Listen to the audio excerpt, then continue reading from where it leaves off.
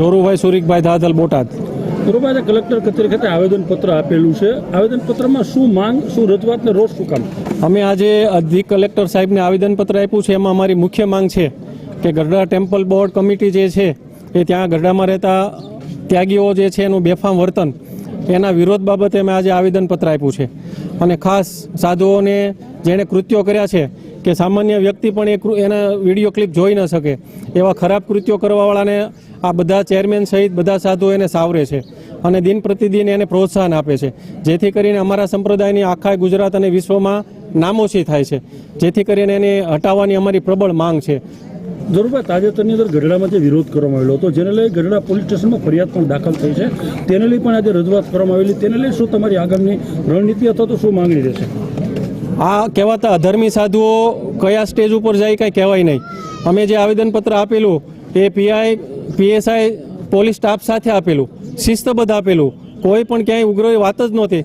તેમ છતાં 10 હરિભક્તોના નામ લઈ અને ત્યાં ગઢડા પોલીસ સ્ટેશનમાં FRI કરી છે. અમારી ચેતવણી છે કે જો FRI એ કેસ પાછો ખેંચવામાં નહીં આવે તો આખા ગુજરાતભરમાંથી હરિભક્તો છે એ ગઢડા તંત્ર સામે ઉપવાસ આંદોલન કરશું જ્યાં સુધી કેસ પાછો ન ખેંચાય ત્યાં સુધી.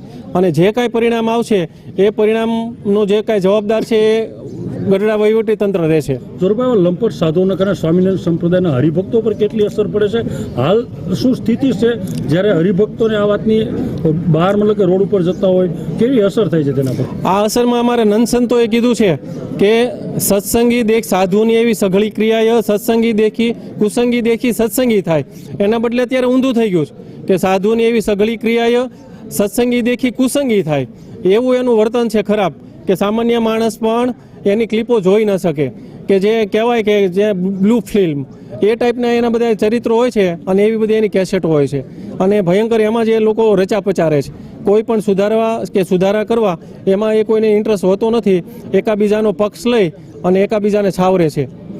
ઓકે, હંસાબેન બી ગઢિયા. હંસાબેન, કેમ આટલો બધો રોષ છે સ્વામિનારાયણ સંપ્રદાયના હરિભક્તોમાં? એમાં એવું છે કે આ સંપ્રદાયમાં અમારે સ્ત્રી ધનનો ત્યાગ હોય, એવા આવા લફટ સાધુ તો અમારે જોઈએ જ નહીં. અમારે અહીંયા અમારે ચોખ્ખું કરવા આવ્યા છે. એ લોકોને જો આવું જ કરવું હોય, કાલ સવારે એ લોકો મંદિરમાં ઘોડિયા કરશે. અમારે બેન દીકરીઓને મંદિરમાં કેમ જવું?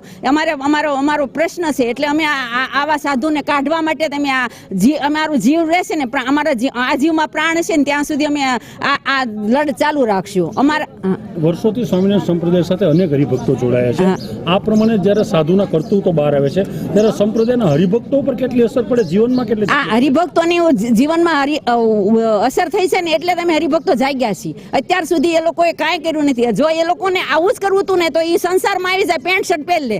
અને જે આ સાધુ બધા હરિભક્તો બિચારા પોતાનું ઓલું કરીને એ લોકોને દાન આપતા હોય, એ દાન એ લોકો કેવી રીતે વાપરે છે?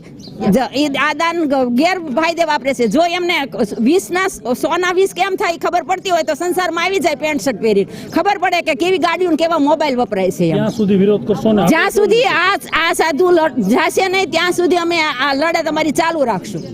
ઓકે, શું નામ આપનું? રામજીભાઈ પટેલ. રામજીભાઈ, કલેક્ટર કચેરી ખાતે સ્વામિનારાયણ સંપ્રદાયના હરિભક્તો મહિલાઓ સહિત રોષ જોવા મળી રહ્યો છે. શું કારણ આટલો બધો રોષ છે? રોષ તો હોય જ નહીં, કારણ કે આ સાધુએ આ ધંધા કરવાના. અને ગઢડા અમે આવેદનપત્ર દેવા ગયા તે દિવસે કંઈ કારણ વગરના બધાની પર કેસ ઠોકી દીધા. તો એ કેસ પાછા ન ખેંચે ત્યાં સુધી આંદોલન ચાલુ જ રહેવાનું.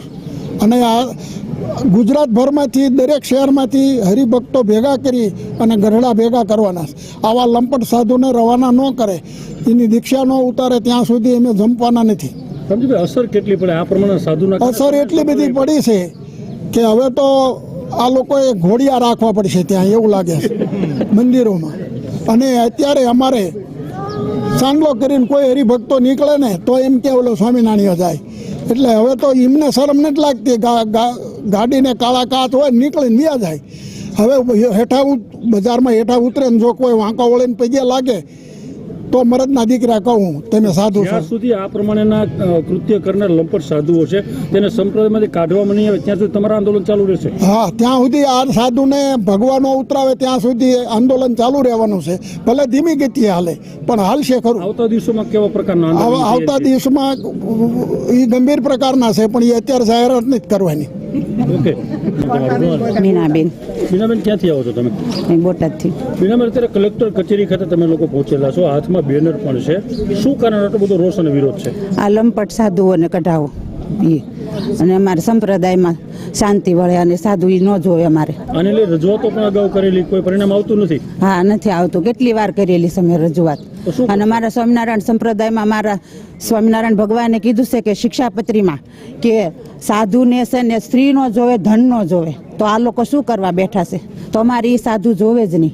આ પ્રમાણે લંપટ સાધુઓના કારણે સ્વામિનારાયણ સંપ્રદાય પર કેટલી અસર પડે છે? અરે બહુ જ અસર પડે. અમે બહાર નીકળવી તો અમારે બહાર નીકળાતું નથી. અમને બધા એમ કે તમારા સ્વામિનારાયણ સંપ્રદાયમાં આવું કેમ, એમ અમારે બહાર નીકળાતું નથી. એટલે છે ને આનું કાંઈક નિવારણ કરો, કાંઈક ક્યાં સુધી સારું. વિરોધ કરશો? જ્યાં સુધી નહીં થાય ત્યાં સુધી થશું, ત્યાં સુધી કરશું વિરોધ.